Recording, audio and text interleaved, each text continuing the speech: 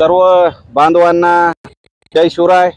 संघर्ष योद्धा मराठा योद्धा मनोज जरांगे पाटील हे जे 27 ऑगस्टला आंतरवालीसाठी या ठिकाणून मुंबईकडे निघणार आहेत आणि त्यांचा जो रूट आहे तो हाच आहे शहागड फाटा, खुट्टा फाटा ते पैठण येथे मनोज जरांगे पाटील विराट विशाल असं स्वागत या ठिकाणी करण्यात। आपण सध्या आहोत पैठणमध्ये आणि पैठणमध्ये जे नियोजनकर्ते आहे आयोजनकर्ते आहेत ते सर्वजण आहेत, पण त्यातले काही समाज बांधव जे गेल्या 15 दिवसापासून पैठणमध्ये मनोज जरांगे पाटील यांच्या स्वागताची तुफान अशी करत आहेत। आपण बघू शकतो या ठिकाणी हे जे बॅनर्स लागलेले आहेत मनोज दादाच्या स्वागतासाठी आणि या ठिकाणी मनोज दादाचा स्टेज असणार आहे।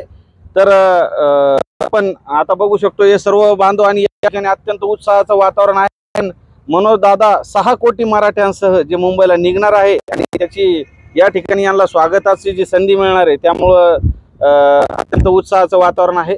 आपण आता पैठणहून शेवगावहून मिरीमाका पांढरी पूल जुन्नर चाकण मार्गे मुंबईला जाणार आहोत। आपण आता थोड्या वेळ अगोदर सांगितलं पैठणचं तुम्हाला अपडेट देतो। पुढे शेवगाव आणि पुढचे जे बांधव आहेत त्यांनी कृपया ह्या जो लाईव्ह चालू आहे यामध्ये लक्ष ठेवायचं आहे अपडेटच्या, एवढीच विनंती करतो। जय शिवराय।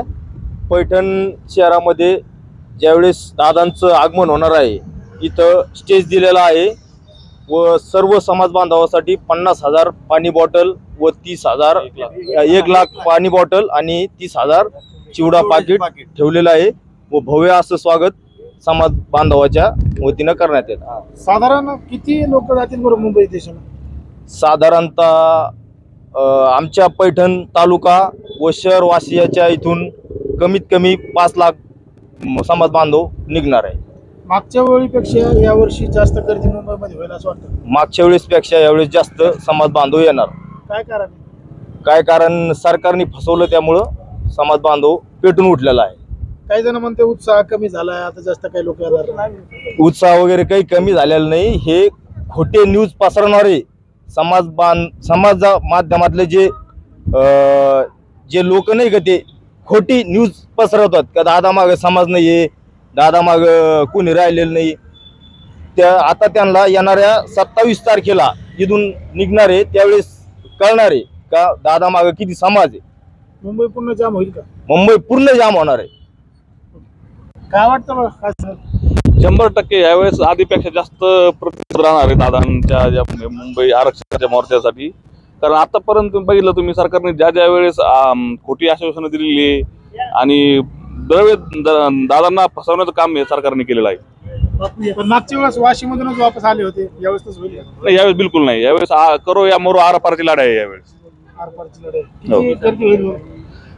गर्दी तर आता वाऱ्याचा पावसाचा आणि मरणाचा अंदाज कधीच कुणाला घेता नाही आला। शिवाजी महाराजांच्या काळात पण घेता नाही आला आणि आता ही घेता येत नाही। सरकार दखल घेईल काय? दखल नाही घेतली त्यांचं हागणं मुकणं मुश्किल होऊन जाईल। सरकारचं दखल त्यांच्या बापाला ही घ्यावं लागणार आहे। जरांगे पाटलांनी सांगितलं होतं की 29 ऑगस्टच्या आधी काहीतरी निर्णय घ्या, पण अजून तरी काही भूमिका घेतली नाही सरकार। जर त्यांनी काही भूमिका घेतली नाही त्यांना जड जाईल, त्यांना झेपणार नाही, त्यांना पेलणारही नाही। आता सणासुदीचे दिवस आहेत। आमचं दादाने सांगितलं आम्ही गणपती घेऊन तिथं समुद्रात विसर्जन करणार आहे। आमच्या गणपती जसं म्हणले दादा, आमच्या गणपतीला तरी कधी समुद्र माहिती व्हायचं? आम्ही धरणात वाड्याने यांनी आतापर्यंत हे केलेलं विसर्जन। आमच्या गणपती बाप्पा खुश होते ना समुद्र बघून, अरबी समुद्र बघून। गणपती सोबत घेणार गणपती आम्ही। जय जिजाऊ जय शिवराय।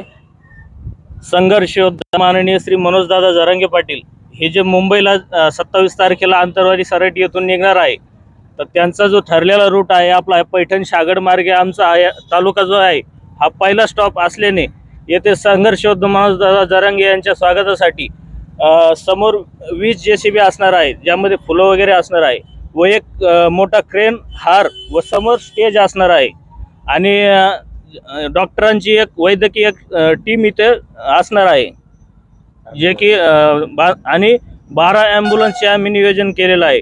आमचा पहिला स्टॉप तालुक्याचा हिरडपूर, तिथून ज्या ॲम्ब्युलन्स प्रत्येक फाट्यावर असे 12 ॲम्ब्युलन्सचे आम्ही व्यवस्था केली आहे।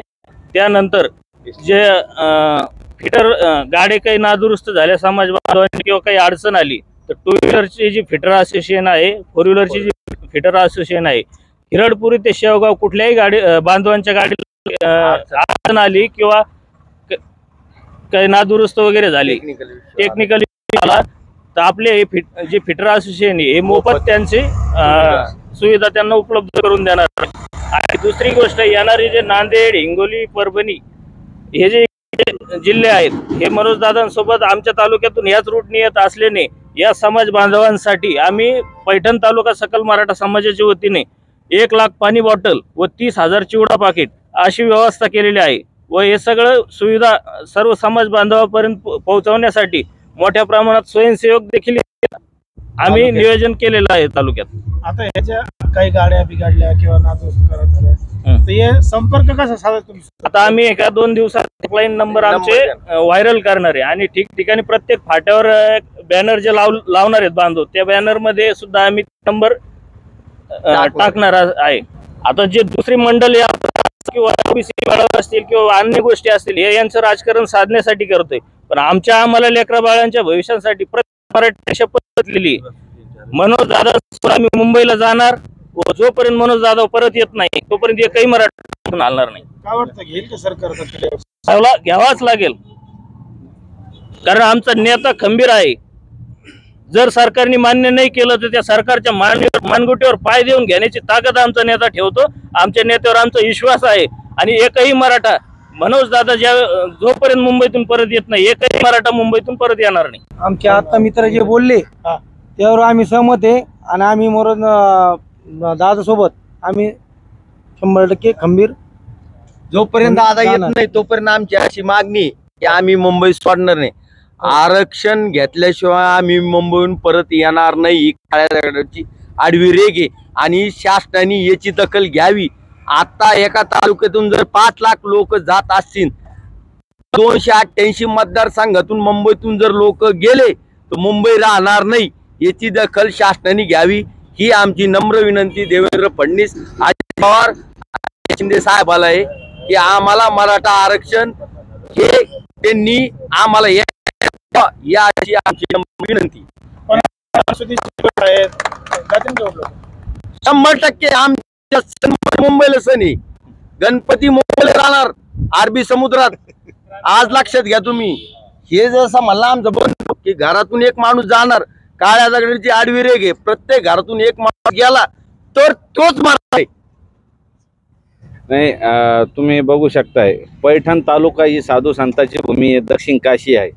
या ठिकाणी दरवर्षी नाथषष्ठीच्या निमित्ताने दर आषाढी म्हणजे दर एकादशी आणि दर पंधरवाडी एकादशीला लाखो भाविक या ठिकाणी येत असतात.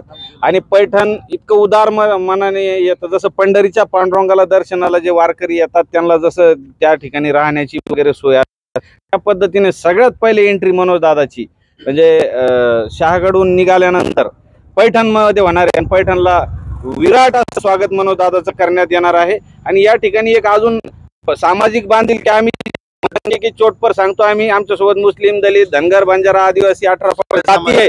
तर या ठिकाणी या पैठणकरांनी आपल्या ज्या लाखो गाड्या येणार आहे तर त्यांच्या गाड्या जर नादुरुस्त झाल्या तर या ठिकाणी हे जे सगळे मेकॅनिक बंधू आहेत यांनी निस्वार्थपणे मोफत म्हणजे त्याच्या गाड्या खराब झाल्या ते जे पोस्टर मी काम बघितलं टाळा वाजवायला पाहिजे.